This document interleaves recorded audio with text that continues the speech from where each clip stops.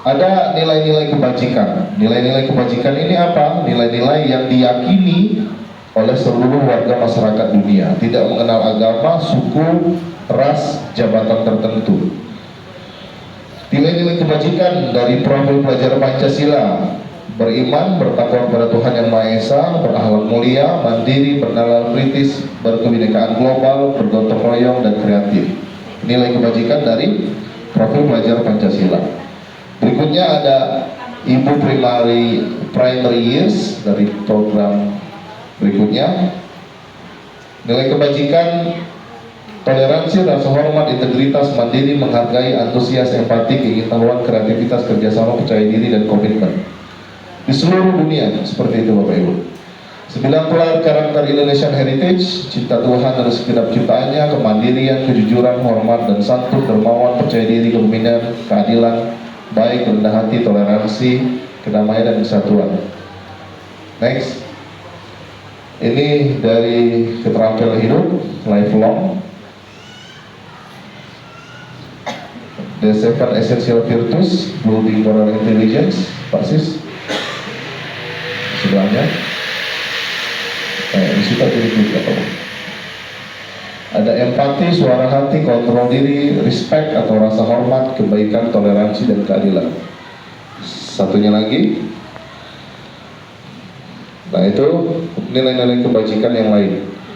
Ada keterus terangan, tanggung jawab, bersyukur, toleransi, lurus hati, keteraturan, dermawan, harga diri, gotong royong, kesantunan, dan lain-lain. Nah, itulah adalah nilai-nilai universal yang disepakati, tidak mengenal agama, suku, ras, atau jabatan tertentu. Ya, itu nilai-nilai kebajikan secara universal. Kembali ke slide Pak Sis.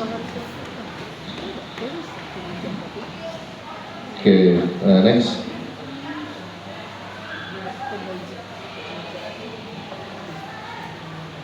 Next. Ya. Pembentukan keyakinan kelas. Keyakinan kelas bersifat abstrak daripada peraturan yang lebih rinci dan konkret. Keyakinan kelas berupa pernyataan-pernyataan yang universal. Pernyataan keyakinan kelas senantiasa dibuat dalam bentuk positif. Keyakinan kelas hendaknya tidak terlalu banyak sehingga mudah diingat dan dipahami. Semua warga kelas sebaiknya ikut berkontribusi dalam membuat kegiatan kelas lewat curah pendapat, bersedia meninjau kembali keyakinan kelas dari waktu ke waktu. Next. Nah, ini ada peraturan kelas.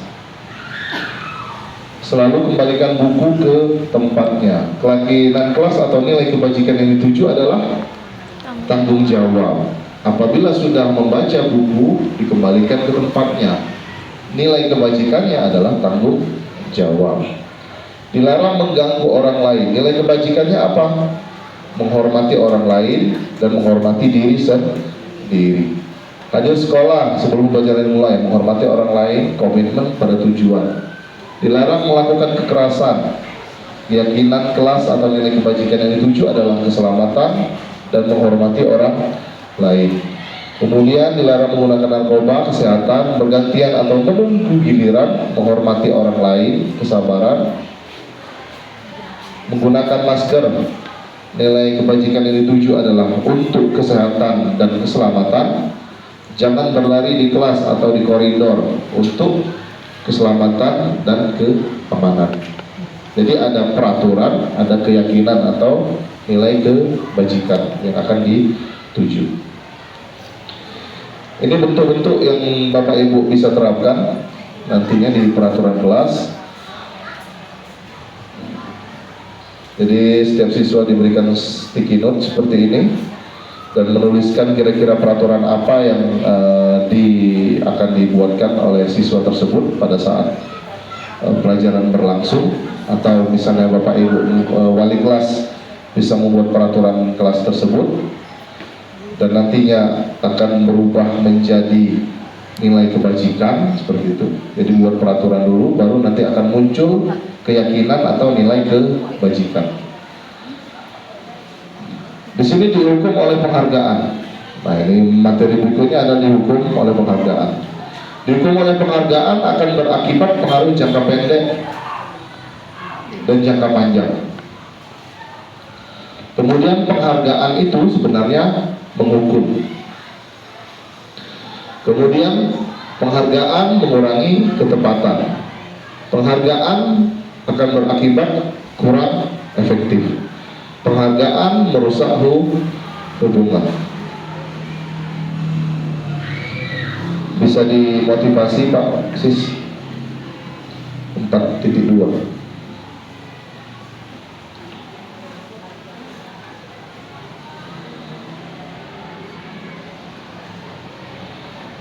Slide 2.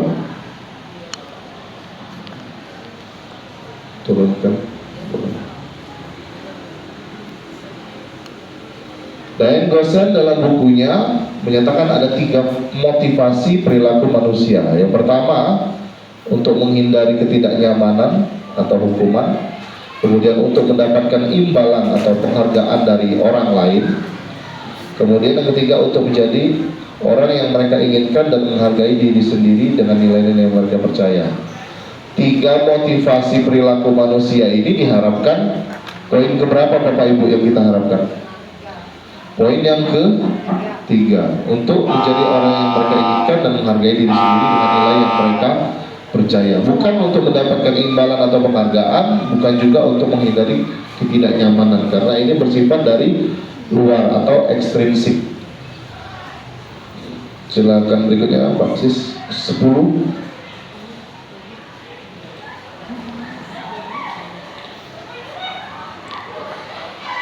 Jadi ada hukuman, ada konsekuensi, ada restitusi. Turun lagi. Nah, jadi ada hukuman di sini. Murid atau anak belajar menyembunyikan kesalahan. Konsekuensinya apa? Murid atau anak belajar taat peraturan. Kalau restitusi, murid akan memecahkan masalahnya sendiri. Jadi ada hukuman, ada konsekuensi, ada restitusi. Restitusi menawarkan kemampuan anak untuk memecahkan masalah sendiri, ya. Kemudian mencoba mengontrol anak dengan penguatan negatif. Mencoba mengontrol anak dengan penguatan positif. Anak paham bahwa dirinya sendiri yang pegang kendali atau kontrol. Bisa turun lagi Pak Sis. Ke atas. Ke atas. Dengan itu. Yang itu tadi. Ya, di atas. Ini. Yang di kolom bawah.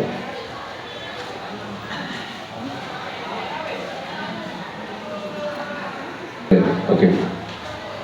Kalau hukuman itu berasal dari luar, dibuat oleh guru. Konsekuensi dibuat oleh guru dan murid atau anak. Restitusi menawarkan dibuat oleh orang murid dan anak. Jadi ada hukuman, konsekuensi, dan restitusi. Next Pak Sis.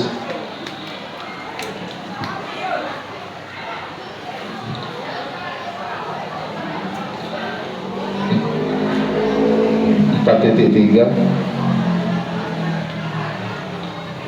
slide ke-5. Turun ke bawah. Oke, di sini ada contoh keyakinan kelas Bapak Ibu. Keyakinan kelas 1, setiap anggota kelas perlu belajar. Setiap anggota kelas perlu senang. Setiap anggota kelas perlu melakukan tugas atau melaksanakan tugas. Setiap anggota kelas perlu saling menghargai. Keyakinan kelas yang kelima, selalu berpikir positif, senantiasa menjadi diri terbaik, dan lain-lain. Kemudian ada berikutnya, hormat. Kami meyakini bahwa sangat penting untuk menghormati semua orang dan barang milik orang lain. Ya, jadi itu beberapa bentuk keyakinan kelas. Silakan berikutnya Pak Sis, kembali ke slide. Next. Ya, di sini Bapak Ibu diminta untuk menjawab pertanyaan Bapak Ibu. Coba di sini ada beberapa tindakan guru. Bapak Ibu nanti silakan pilih hukuman atau konsekuensi. Yang pertama, mencatat 100 kali di dalam buku kalimat "saya tidak akan terlambat lagi karena terlambat sekolah". Hukuman atau konsekuensi? Hukuman. Oke. Berikutnya Bapak Ibu, lari mengelilingi lapangan basket 2 kali karena terlambat sekolah. Hukuman atau konsekuensi? Hukuman. Oke. Kemudian murid diminta untuk push up 15 kali karena tidak menggunakan masker ke sekolah. Hukuman. Kemudian tindakan guru menggantikan kertas tugas teman yang telah dicoret-coret. Nah, jadi ada konsekuensi. Berikutnya, membersihkan tumpahan air di meja tulis karena tersenggol pada saat belajar. Konsekuensi. Meminta murid tidak mengenakan sepatu seharian di sekolah karena tidak mengenakan sepatu hitam. Hukuman. Kali yang ini Bapak Ibu, lari mengelilingi lapangan basket 2 kali karena terlambat 10 menit untuk pelajaran. Perhatikan pelajarannya. Pelajaran PJOK. Konsekuensi. Ya, itu. Jadi kalau di pelajaran PJOK itu pasti melakukan pemanasan dan biasanya pasti jogging Bapak Ibu. Jadi itu sifat konsekuensi. Di sini ada perbedaan hukuman dan konsekuensi. Sesuatu yang menyakitkan harus terjadi. Ini kalau hukuman, menyakitkan kalau hukuman itu. Ya, jadi konsekuensi harus terjadi. Membuat anak sakit fisik, sakit hati, atau jangka waktu yang lama atau jangka panjang. Kalau konsekuensi membuat anak merasa tidak nyaman dalam jangka waktu yang pendek. Berikutnya, Anda membenci kedisiplinan, anak akan menghargai disiplin. Ya, jadi di sini ada perbedaan antara hukuman dan konsekuensi.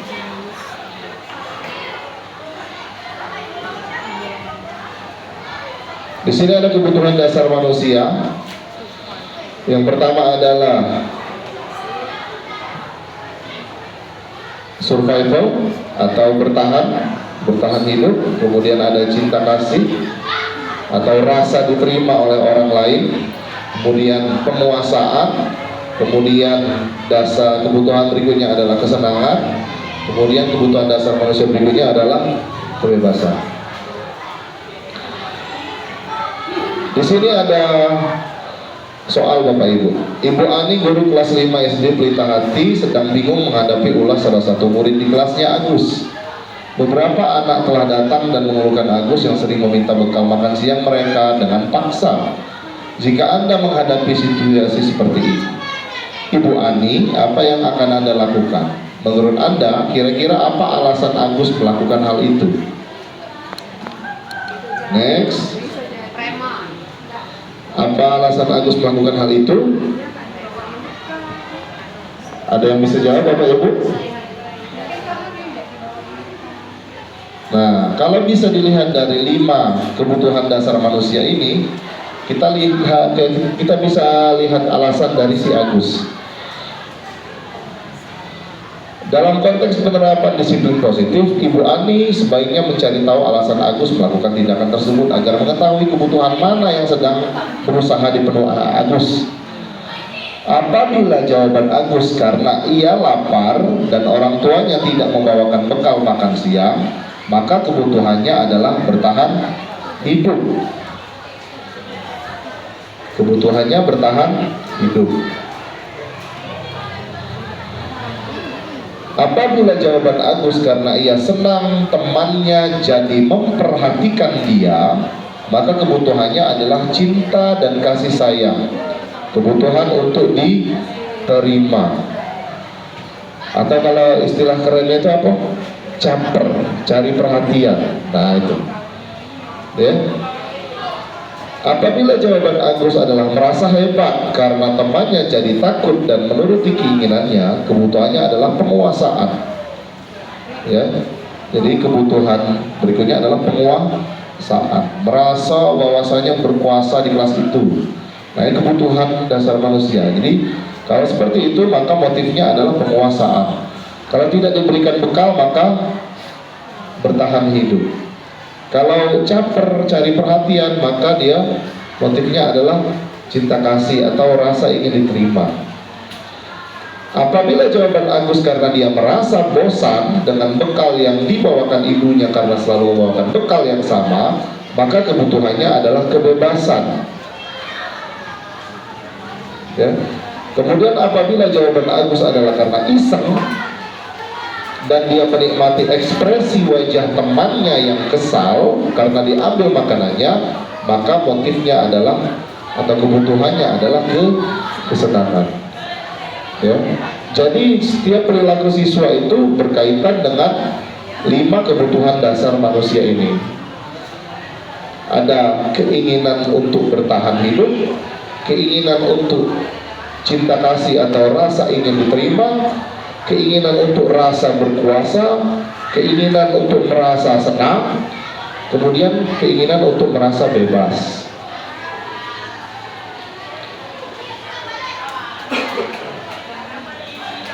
Sampai di sini ada yang ingin tanyakan Bapak Ibu? Apa langsung ke materi berikutnya? 5 posisi kontrol. Di sini ada penghukum, pembuat merasa bersalah, teman, pemantau, dan manajer. Perhatikan Bapak Ibu. Di sini posisi kita, apakah sebagai penghukum atau posisi kita sebagai pembuat merasa bersalah, atau posisi kita sebagai teman si anak, atau posisi kita sebagai pemantau, atau bahkan kita berposisi sebagai manajer. Ada 5 posisi kontrol yang biasanya kita lihat di kehidupan sehari-hari. Bisa di play videonya Pak Sis?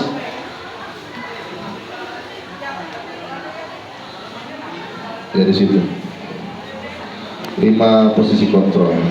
Ya. Oke. Apa aja nggak apa-apa. Ya. Nah, di sini penjelasan mengenai 5 posisi kontrol Bapak Ibu. Salam bahagia Ibu dan Bapak guru hebat. Dalam penerapan disiplin positif restitusi, salah satu program yang dikembangkan adalah 5 posisi kontrol. 5 posisi kontrol dalam restitusi adalah proses perjalanan seorang pendidik agar dapat mengenali dirinya. Pada video kali ini, kita akan membahas tentang 5 posisi kontrol yang dikembangkan oleh Diane Gosson dan contoh penerapannya.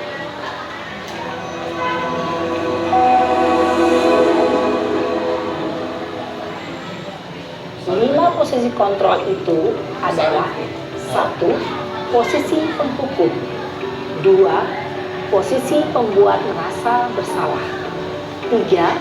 Posisi teman, 4. Posisi pemantau atau monitor, dan 5. Ada posisi penghukum, pembuat merasa bersalah, teman, memahami kemudian yang terakhir adalah manajer. Mari kita saksikan kasus Naren yang terlambat hadir. Di sini ada kasus, Bapak Ibu silakan nanti dibedakan seperti itu. Bagaimana posisi teman, manajer, pembuat merasa bersalah dan lain-lain. Ini posisi penghukum.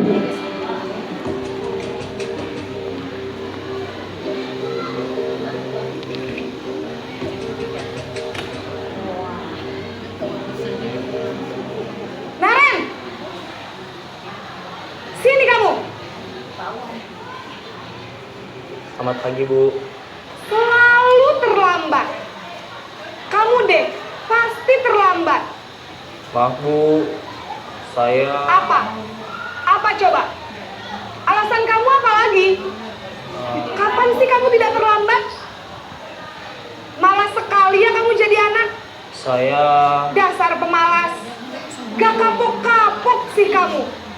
Sudah berapa kali terlambat? Sana, kamu keliling lapangan basket 2 kali. Kenapa saya harus keliling lapangan basket, Bu? Kenapa? Kamu mau lawan ibu? Berani Berani-beraninya jawab. Sudah terlambat, masih berani jawab pula. Sekarang, keliling lapangan basket 5 kali sekalian. Biar kapok. Cepat. Pergi sana ke lapangan basket. Posisi penghukum biasanya berbicara dengan nada tinggi, menghardik, menunjuk-nunjuk, menyakiti, dan menyindir. Hukuman bisa berupa fisik maupun psikis. Ibu dan bapak guru hebat. Dampak yang terjadi pada murid ketika guru berada pada posisi penghukum adalah murid cenderung akan memberontak, bahkan menyimpan dendam.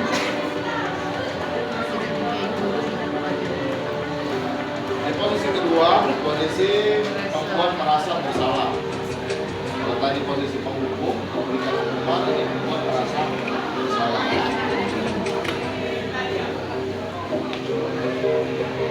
Naren!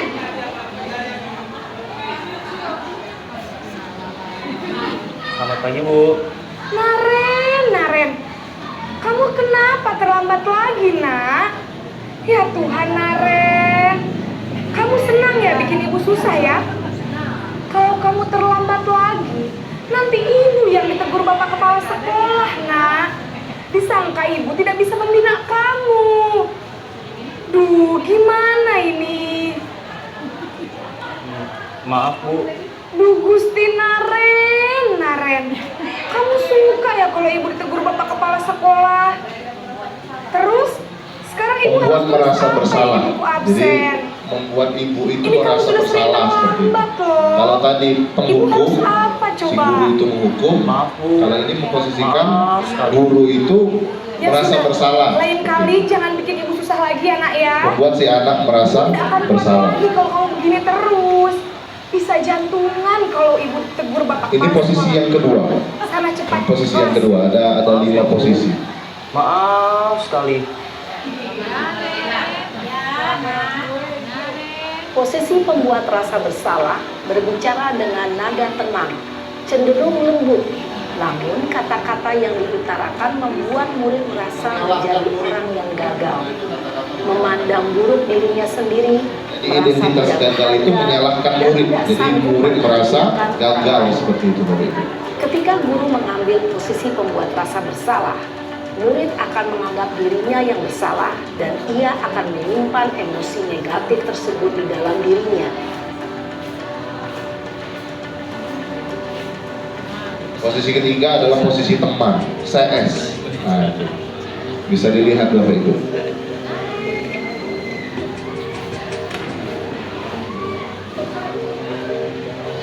Naren!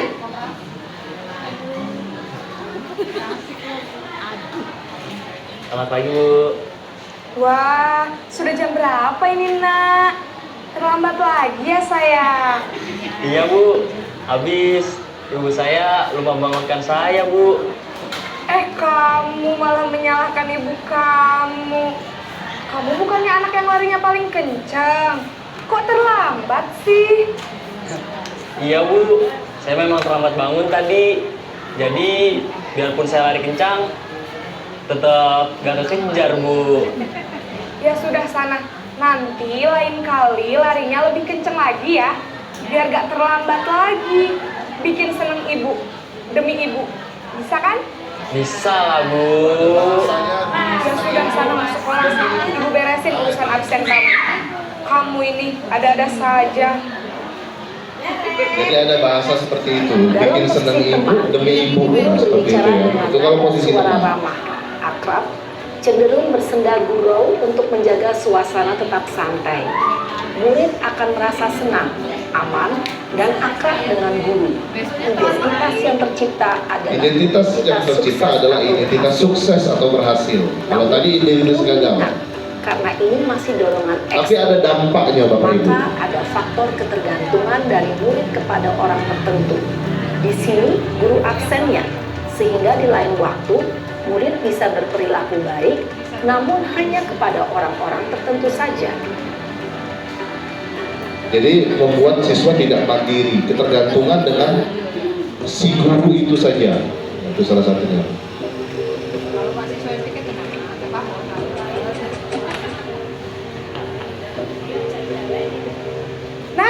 Ini posisi yang keempat. Selamat pagi, Bu. Peraturan sekolah kita tentang jam berapa kita harus masuk Harus di sekolah, Nak? sekolah jam 7, Bu. Iya betul, sekarang sudah jam 7.20. Kalian sudah tahu konsekuensinya jika terlambat hadir. Saya harus tinggal kelas pas jam istirahat selama 20 menit. Iya benar, konsekuensinya demikian. Jadi nanti jam 9.30 pas istirahat, kamu harus tinggal di kelas, kerjakan tugas tambahan untuk ketertinggalan kamu, ya? Baik, Bu. Posisi pemantau mengandalkan perhitungan atau data untuk Ini posisi yang keempat atau pemantau atau pemonitor. berdasarkan peraturan dan konsekuensi. Seorang pemantau menunjukkan bahasa tubuh dan ekspresi wajah yang datar dan cenderung formal.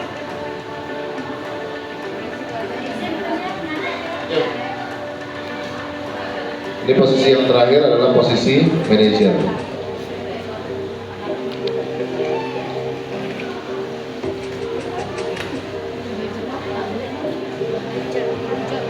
Naren!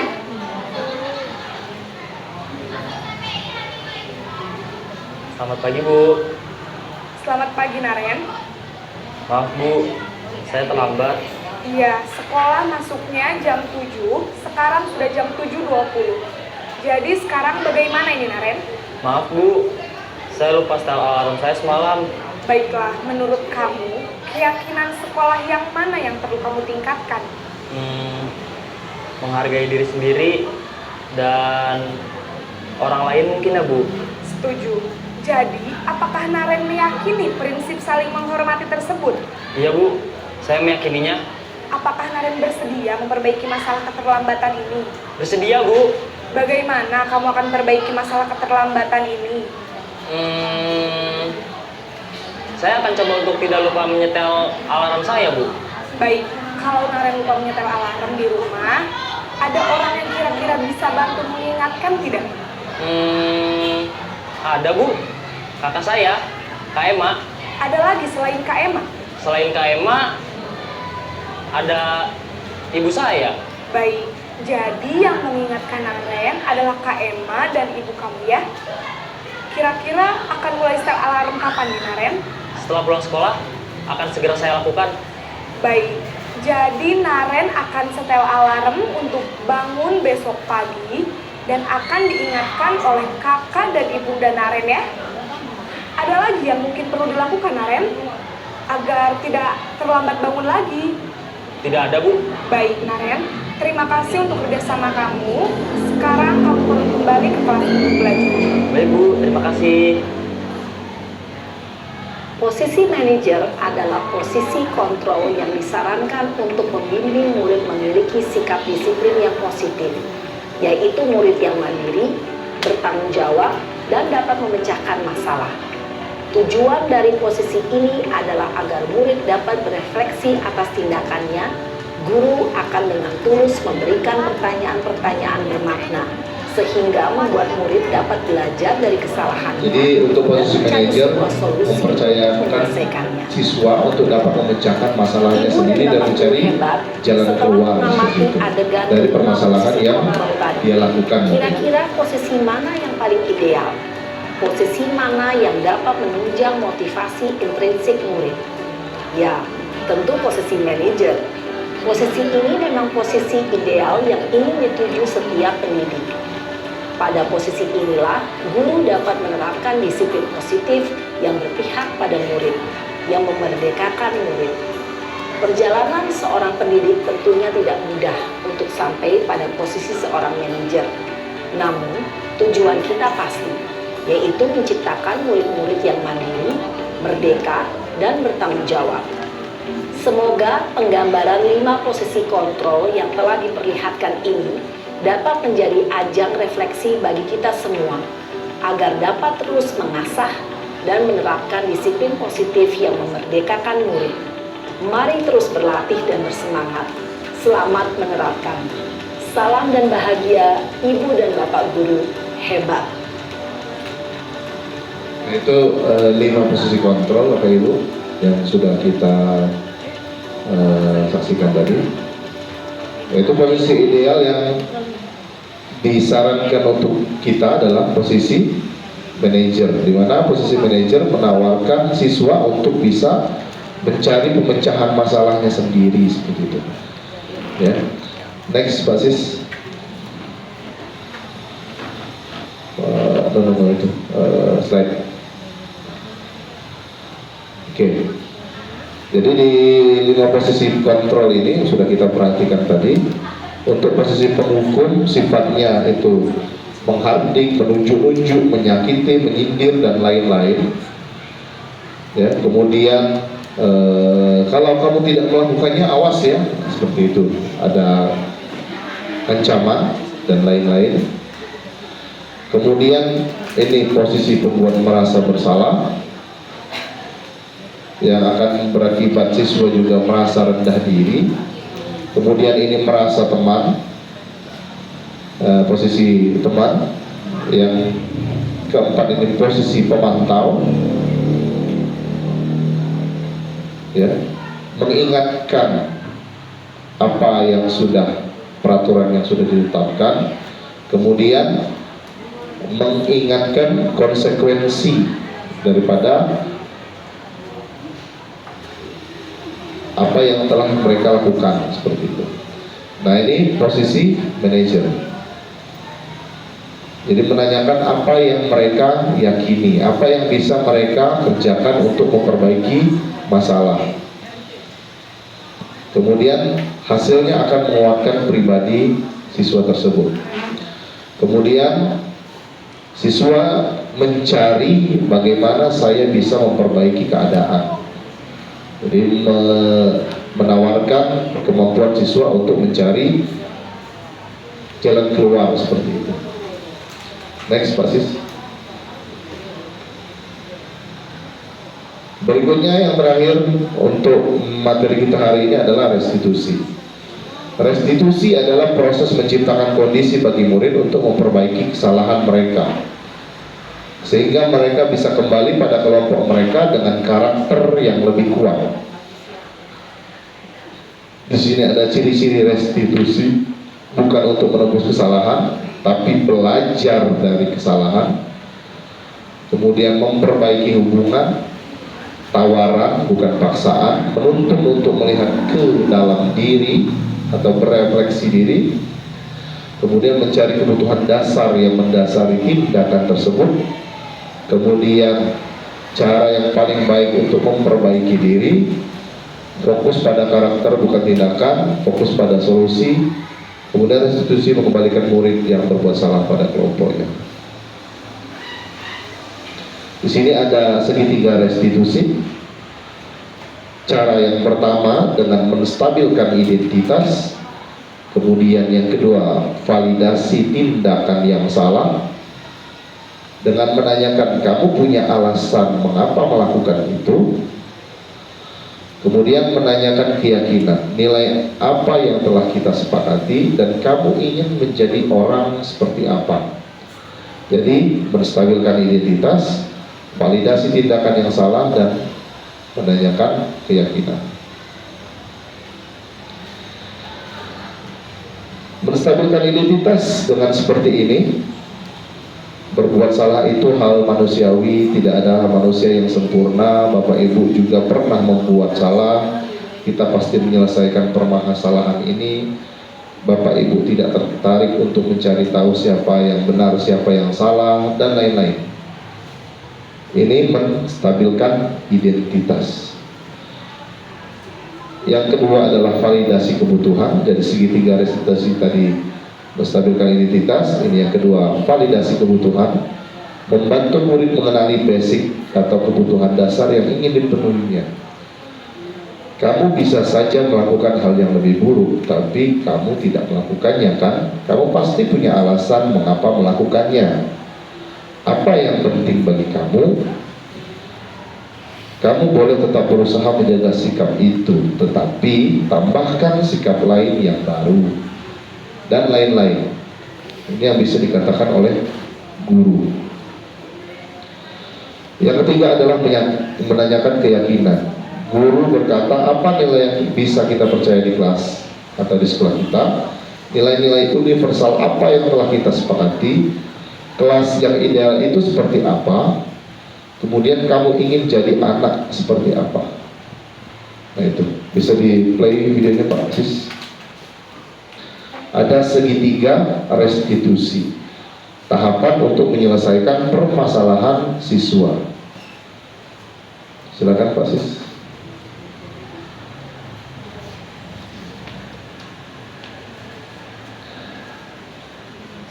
Penerapan segitiga restitusi.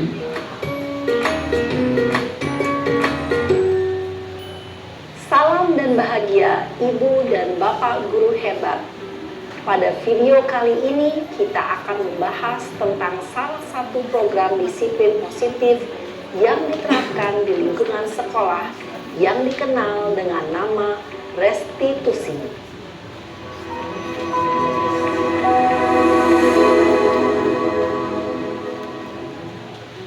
Restitusi dikembangkan oleh pakar pendidikan Diane Gosson, berlandaskan pada teori kontrol Dr. William Glasser.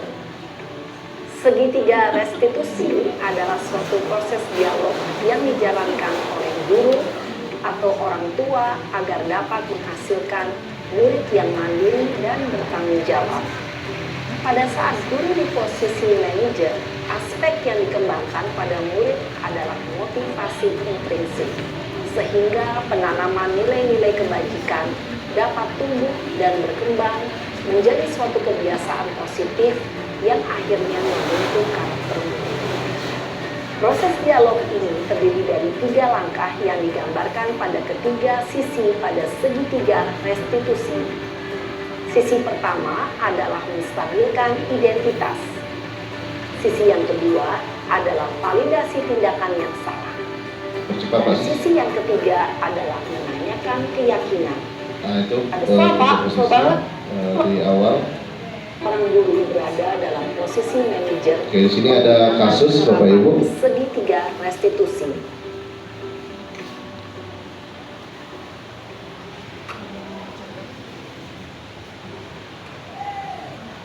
Pertama, menstabilkan identitas. Siang Sarah. Siang Pak. Sudah lama nggak ketemu Sarah. Kenapa hari ini ada di sini? Kesel Pak, kesel banget. Masa aku dikatain tukang fitnah Pak? Ya aku marah lah. Aku balik ngatain Eka di depan kelas. Kesel banget. Oh begitu. Ya pasti kamu marah dan kesal. Bapak juga akan marah apabila ada yang menuduh Bapak seperti itu. Kemudian pada saat itu kamu mau melakukan apa? Ya saya langsung ngatain Eka lah Pak. Kesel banget. Saya bentak-bentak dia depan teman-teman lain. Oh begitu. Pasti kamu melakukan seperti itu karena suatu alasan tertentu bukan? Iyalah, masa saya diam saja Pak? Ya saya bela diri lah. Masa saya dituduh tukang Kedua, fitnah? validasi tindakan yang wajar salah. lah. Mempertahankan harga diri itu sesuatu yang penting buat kamu. Untung kamu tidak bertindak lebih gegabah lagi. Hanya membentak-bentak. Iya Pak. Untung saya masih bersabar dan hanya membentak saja. Sudah gemes padahal. Saya pasti bela diri lah. Ya pasti ya. Tapi kamu memilih untuk tetap bertahan dan bersabar. Kamu memilih untuk tidak berbuat lebih parah lagi bukan? Iya. Nah, sekarang coba kita lihat lagi. Tindakan kamu yang bentak-bentak Eka di Yang kelas. ketiga adalah Tindakan kamu menanyakan itu keyakinan. kira-kira sesuai dengan keyakinan kelas atau prinsip kamu tidak? Enggak lah Pak. Capek Pak jadi pemarah. Jadi keyakinan atau prinsip mana yang kurang sesuai dengan keinginan kamu? Ya, saya sebenarnya sangat menghargai orang lain. Mungkin saat itu saya menjadi emosi. Jadi tidak menunjukkan sikap itu. Kamu meyakini tidak? Menghargai orang lain itu penting buat kamu. Yakinlah Pak. Iya, setuju. Kita harus saling menghargai. Namun, ada juga keyakinan yang kita sepakati yang perlu kita jalankan apabila kita sedang marah, bukan? Ya, saya bisa lebih proaktif, mulai dengan diri sendiri. Saya bisa jadi lebih bersabar, mengambil waktu jeda untuk berpikir mau apa selanjutnya. Kira-kira kamu bersedia memperbaiki masalah ini tidak? Bersedia, Pak. Kalau kamu memperbaiki masalah ini, kamu akan menjadi orang seperti apa? Saya akan menjadi orang yang bertanggung jawab kali ya, Pak. Dan senantiasa proaktif. Iya, menurut kamu bagaimana rasanya menjadi orang seperti itu? Ya nyaman lah. Bangga bisa bersabar dan menahan diri. Baiklah kalau begitu. Yuk kita pikirkan bagaimana memperbaiki masalah ini.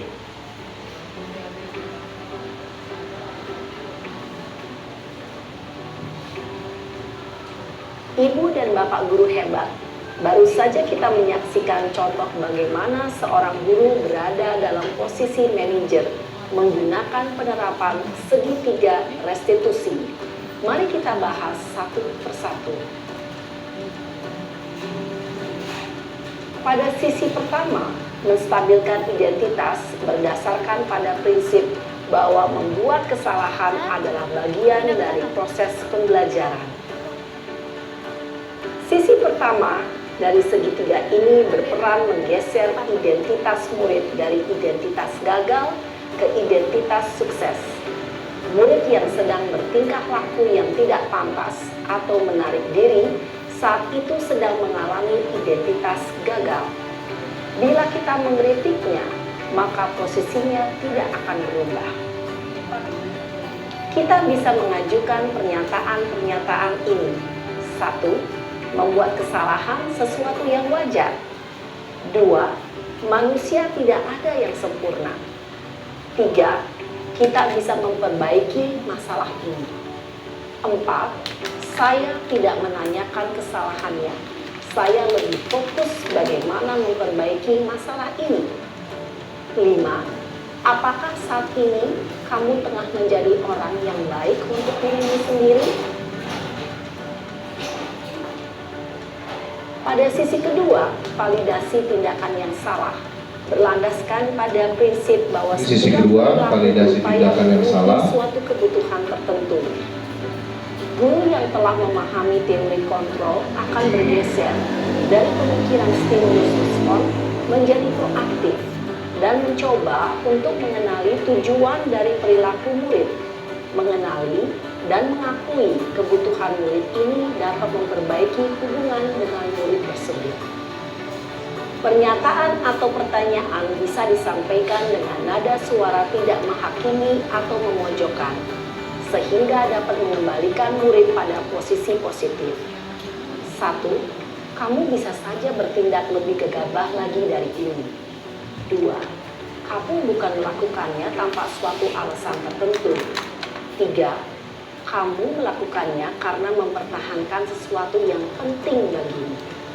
4. Mungkin kamu bisa mempelajari suatu perilaku baru yang lebih efektif. Bersediakah kamu mempelajarinya? Selanjutnya, kita akan simak sisi terakhir, yaitu Ini sisi yang menanyakan ketiga adalah keyakinan. menanyakan Teori keyakinan. kontrol menyatakan bahwa pada dasarnya kita termotivasi secara intrinsik. Pada saat perilaku yang salah telah divalidasi dan identitas sukses telah stabil, maka murid telah siap mengaitkan keyakinan-keyakinannya dengan tindakannya yang salah, dan pemikirannya telah bergeser ingin menjadi orang yang dituju. Pertanyaan-pertanyaan ini dapat mengaitkan keyakinan-keyakinan yang dianut. Stop dulu Pak. Oke, di sini ada ini Bapak Ibu ya. Saat perilaku telah divalidasi dan identitas sukses telah stabil, maka murid telah siap mengaitkan keyakinannya dengan tindakannya yang salah. Jadi dalam hal ini bisa diberikan contoh ketika ada siswa yang berkelahi seperti itu, kita tidak akan bisa langsung membawa dia, kita tidak akan bisa langsung menanyakan siapa yang salah, siapa yang benar. Jadi harus ditenangkan dulu, nah, seperti itu. Emosinya ditenangkan seperti itu. Kemudian menstabilkan identitasnya dulu. Jadi memberikan ketenangan terlebih dahulu kepada siswa tersebut, baru bisa ditanyakan atau bisa dikomunikasikan. Kita tidak akan bisa bertanya atau berkomunikasi dengan siswa dalam keadaan siswa tersebut sedang emosi. yang sedang marah. Nah, jadi makanya perlu distabilkan terlebih dahulu. Next, Pak Sis. Sebagai keluarga atau kelas, apa yang kita yakini? 2. Nilai-nilai apa yang telah kita sepakati? 3. Seperti apa gambaran sebuah kelas yang ideal bagi kamu? 4. Kamu ingin menjadi orang seperti apa?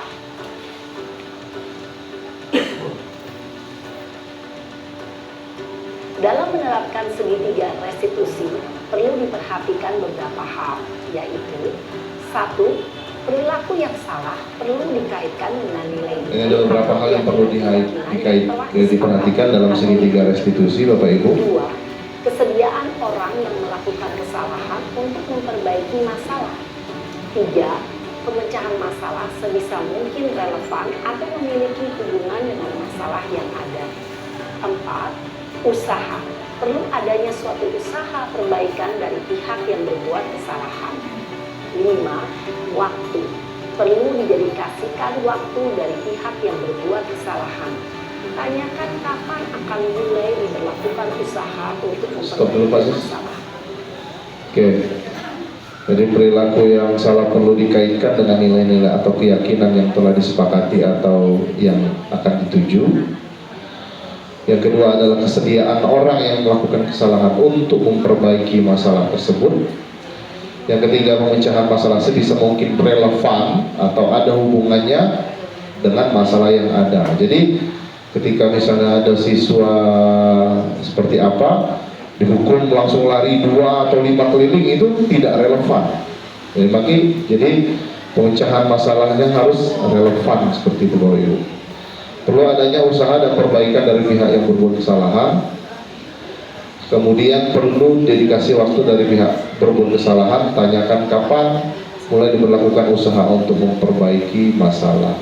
Bisa dengan menanyakan kapan ingin meminta maaf dan lain-lain seperti itu. Next, Pak. Dengan memahami struktur penerapan segitiga restitusi, diharapkan guru dapat menerapkan posisinya sebagai manajer dengan mengajukan pertanyaan-pertanyaan bermakna yang dapat membuat murid menjadi lebih percaya diri, bertanggung jawab, dan mandiri.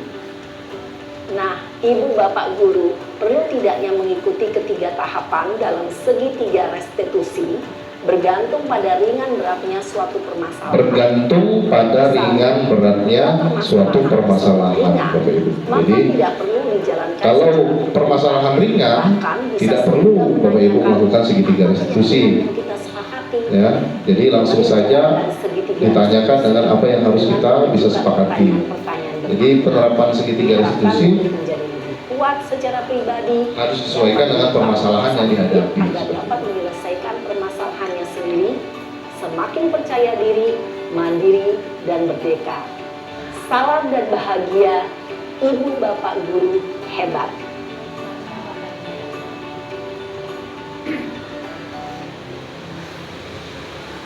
Oke, baik, terima kasih. Itu adalah materi yang terakhir Bapak Ibu untuk segitiga restitusi dan penerapan budaya positif. Terima kasih. Baik Bapak Ibu, ada yang ingin ditanyakan mengenai pemaparan kami pada hari ini? Kalau ada yang ingin ditanyakan, kami persilahkan.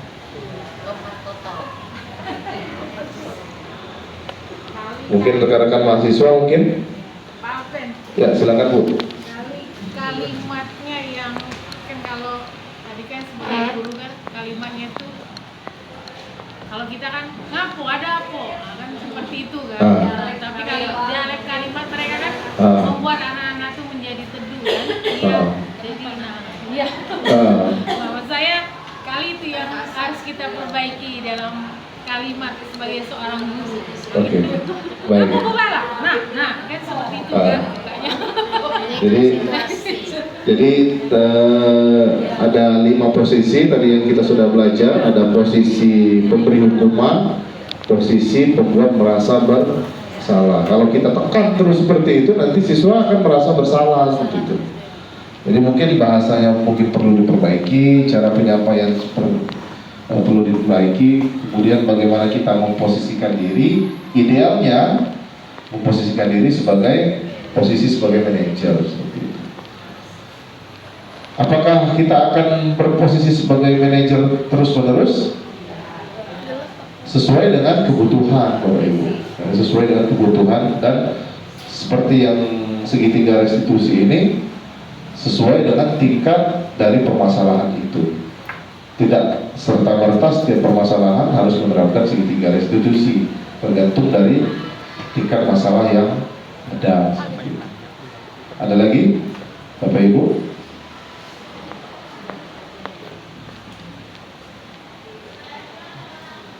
Ada lagi? Kalau tidak ada, kami mohon satu orang saja untuk merefleksikan kegiatan kita pada hari ini, Bapak Ibu.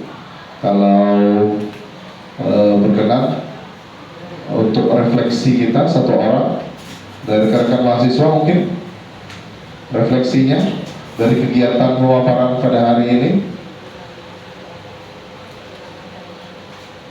Ya, silakan Pak Sis. Baik, terima kasih Bapak. Mungkin untuk refleksi kita pada pemaparan ini adalah bahwa budaya positif itu sangat penting dilakukan di sekolah.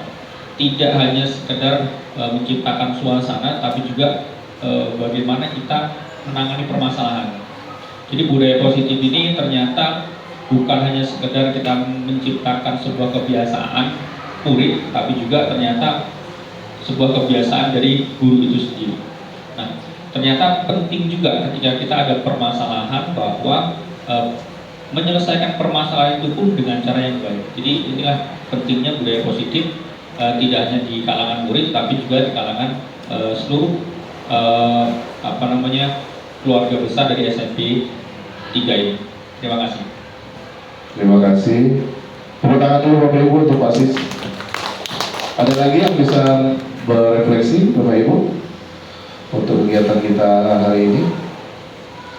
Jadi seperti yang tadi sudah dikatakan, ketika ada permasalahan siswa, ada mungkin kebutuhan dasar si siswa yang tidak terpenuhi.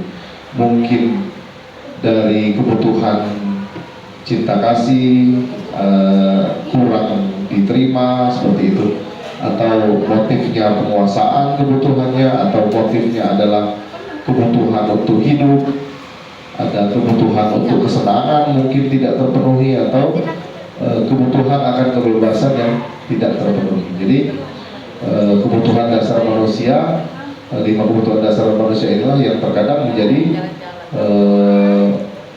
akar masalah dari sebuah konflik seperti itu yang terjadi di sekolah. Ada lagi yang ingin ditanyakan Bapak Ibu? Tidak ada?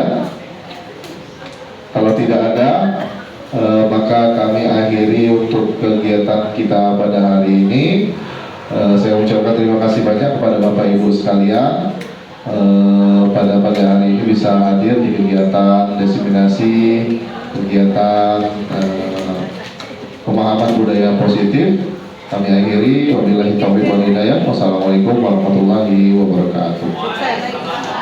Dikembalikan ke Pak Sis.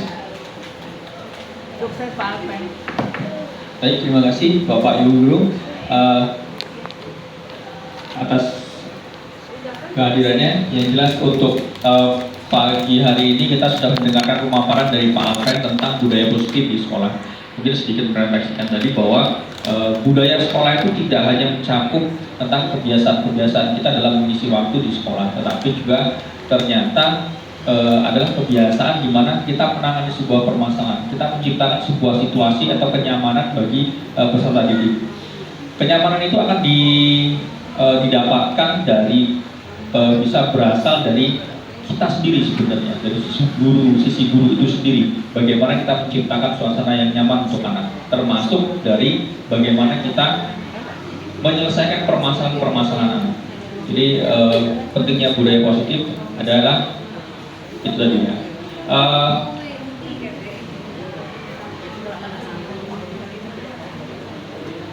Itu cukup untuk pemaparan hari ini. Saya ucapkan terima kasih kembali kepada Bapak Ibu guru yang telah hadir. Dengan selesainya pemaparan ini, maka selesai pula kegiatan kita pada pagi hari ini.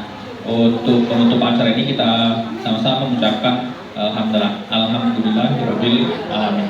Demikian yang bisa saya sampaikan. Yang sebagai MC, sebagai pembawa acara, saya mohon maaf yang sebesar-besarnya apabila ada kesalahan kata-kata yang tidak berkenan kepada Allah, saya mohon ampun. Saya akhiri, assalamualaikum warahmatullahi wabarakatuh. Sukses Pak Alpen. Terima kasih Bapak Ibu.